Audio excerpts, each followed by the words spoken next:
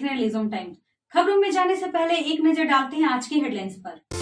तृणमूल कांग्रेस ने विधानसभा चुनाव जीतने के तुरंत बाद राज्य में आतंक शुरू कर दिया।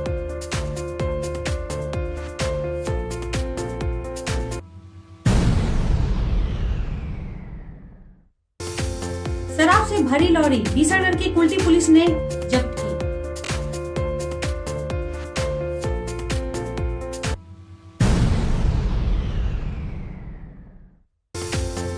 दीपक घोष ने 20 किलो दूध से स्नान किया।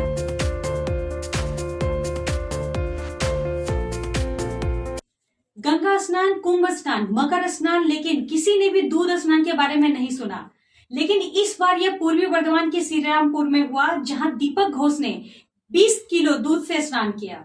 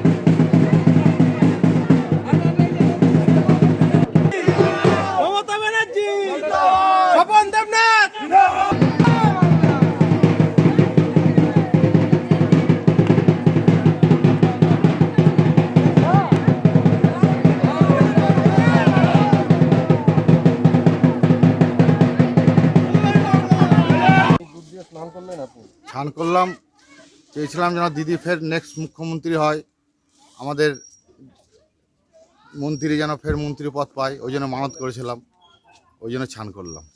কত কেজি দুধ দিয়ে স্নান করলেন? 20 কেজি। এটা কি আগেই আপনার? হ্যাঁ, 1 মাস আগেই এটা করেছিলাম, এটা মানত করেছিলাম যেন নেক্সট দিদি মুখ্যমন্ত্রী হয়, আমাদের দেবনাথ মশাই যেন মন্ত্রী পদ ফের পায়, আমাদের আশা। এই যে জয়লাভ করেছে আপনি তো দলেরই কর্মী সমর্থক। হ্যাঁ হ্যাঁ হ্যাঁ, দলেরই কর্মী সমর্থক। কতটা আপনার আনন্দিত? যে প্রচুর আনন্দিত, প্রচুর খুশি। शराब से एक भरी लॉरी डीसरगढ़ के कुल्टी पुलिस स्टेशन में जब्त की गई। अंतर्राष्ट्रीय तस्करी की जांच में पुलिस क्षेत्र में अशांति। यह बताया गया कि आबकारी विभाग द्वारा क्षेत्र में अवैध रूप से शराब की तस्करी की जा रही थी। मंगलवार को डीसरगढ़ इलाके में एक चौकी के दौरान लॉरी की विदेश शराब से लोड करते हुए पकड़ा गया। मंगलवार को डीसरगढ़ इलाके में चौकी के दौरान लॉरी को विदेश शराब से लोड करते हुए पकड़ा गया। पुलिस ने लॉरी को गिरफ्तार कर लिया और क्योंकि 20% नीचे कोई खा जाओ ना। हेलो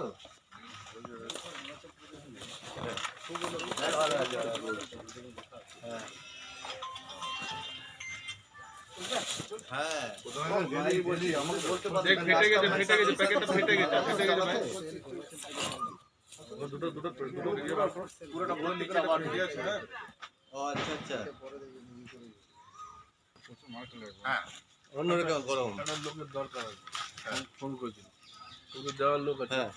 চলো বেশি ভালো সিলিন্ডার।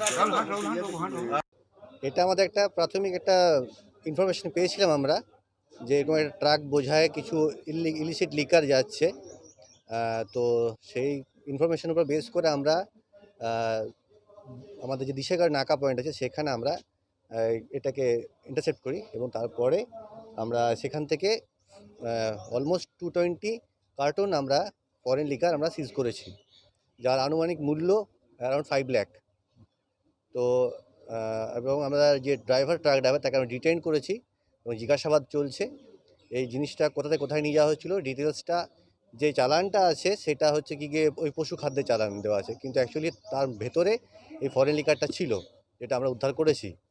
তো আমাদের আরও জিজ্ঞাসাবাদ চলছে, এখন দেখা যাক এর মাস্টারমাইন্ড কে বা পিছনে কে আছে, কারা আছে, কি ছিল। এটা যেটা আমরা পেটিতে দেখতে পাচ্ছি সেটা হচ্ছে এটা ম্যানুফ্যাকচার হয়েছে হিমাচল প্রদেশে, এবং এটা যাচ্ছিল, এটা for sale only in Arunachal Pradesh as per আমাদের যে লেখা আছে কার্টুনে। কিন্তু এটা মানে জিজ্ঞাসাবাদ করে আমরা যে একটু জানতে পারছি এটা রাঁচিতে যাওয়ার কথা ছিল, মানে হ্যান্ড ওভার করার কথা ছিল। তো আমরা আসছিল কোথা থেকে সেটা বলতে পারিনি, ড্রাইভারকে অনেক আমরা জিজ্ঞাসাবাদ করছি, চলছে জিজ্ঞাসাবাদ কোথা থেকে অ্যাকচুয়ালি আসছে। ও হ্যান্ড ওভার পেয়েছিল আসানসোলে, ঠিক আছে। তো এটা মানে অ্যাজ পার ড্রাইভার আমাদের জিজ্ঞাসাবাদ করছি, আপাতত যে প্রাথমিক তদন্ত আমরা জানতে পেরেছি যে আসানসোল থেকে এটা রাঁচি যাওয়ার কথা ছিল। चुनाव के बाद की हिंसा में तृणमूल कांग्रेस के कार्यकर्ता और उसका परिवार घायल, सहस्त्र हमले का आरोप। वसीरहाट का स्वरूपनगर मल्लिकपुर क्षेत्र मंगलवार सुबह भाजपा समर्थित उपद्रवियों के एक समूह ने मल्लिकपुर तृणमूल कांग्रेस के अध्यक्ष अनिमेश मल्लिक और तृणमूल कार्यकर्ता अमल बाची के घर पर अग्नेयास्त्र रामदा और बैस के साथ हमला किया। हमलों में बर्बरता चरणों में हुई। घायलों को गंभीर हालत में बारासात जिला अस्पताल में भर्ती कराया गया। इसके अलावा उनके घरों में तोड़फोड़ भी की गई। स्वरूपनगर थाने की पुलिस मौके पर पहुंच गई है, किसी की गिरफ्तारी की सूचना नहीं।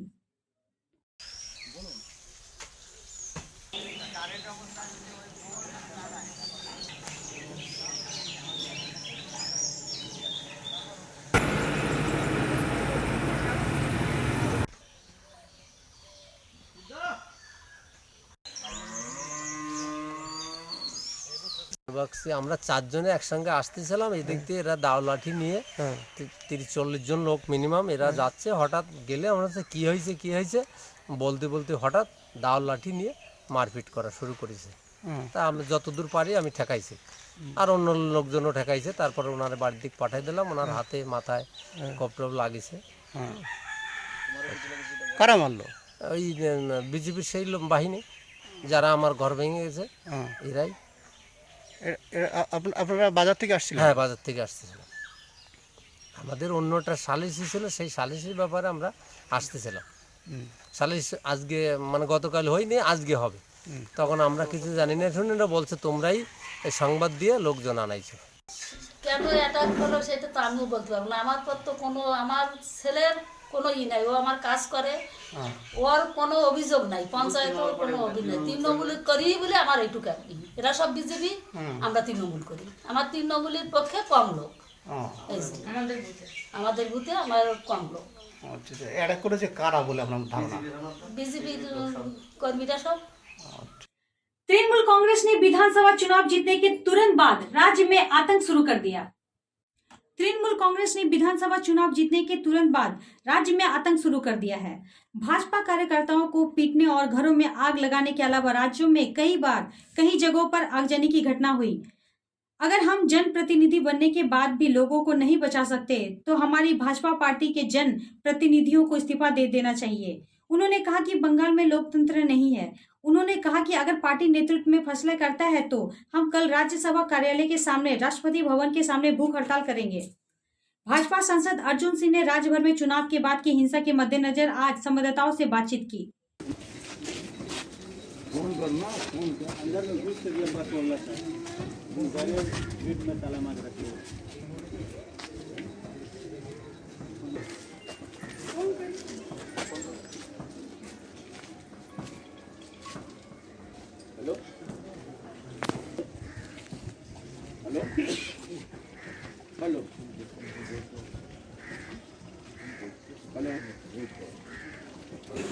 মনু সাও বাবা বলে একটা ক্রিমিনাল আছে, মনুয়ার একটা ভাইপো আছে, ধারুয়া আছে,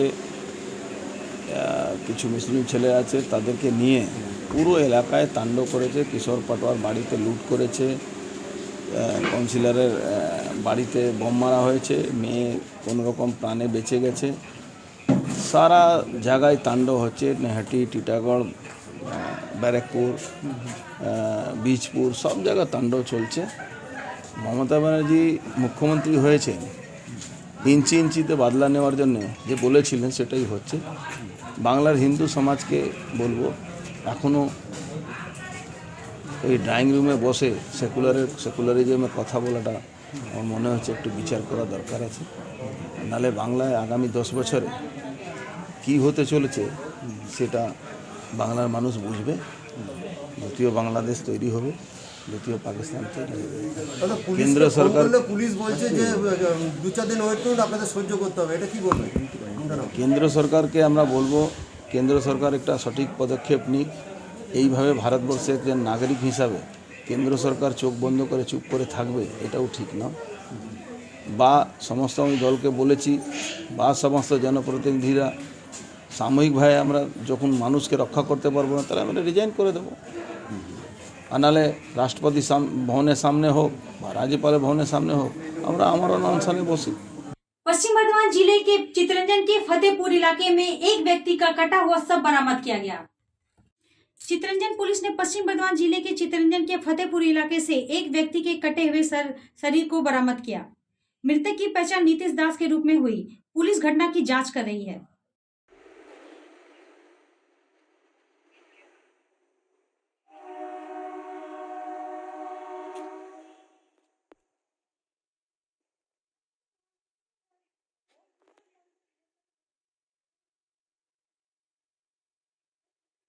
राज्य के मौजूदा मामलों में चुनावों के बाद एक भयानक मोड़ लिया।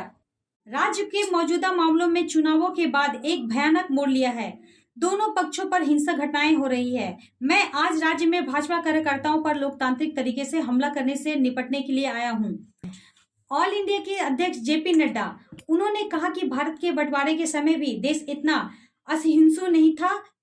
उन्होंने कहा कि मैं अपनी आंखों से राज्य की स्थिति देखने आया हूं। मैं आज यहाँ आया हूँ यह बताने के लिए कि मैं उस समय सभी स्थिति में हूँ।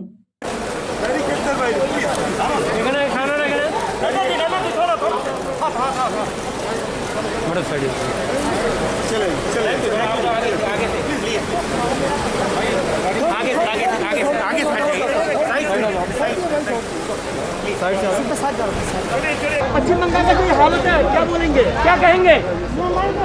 पश्चिम बंगाल के नतीजों के बाद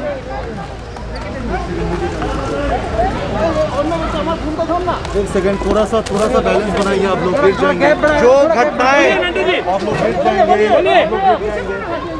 पश्चिम बंगाल के चुनाव के नतीजों के बाद जो घटनाएं देखने को और सुनने को मिली हैं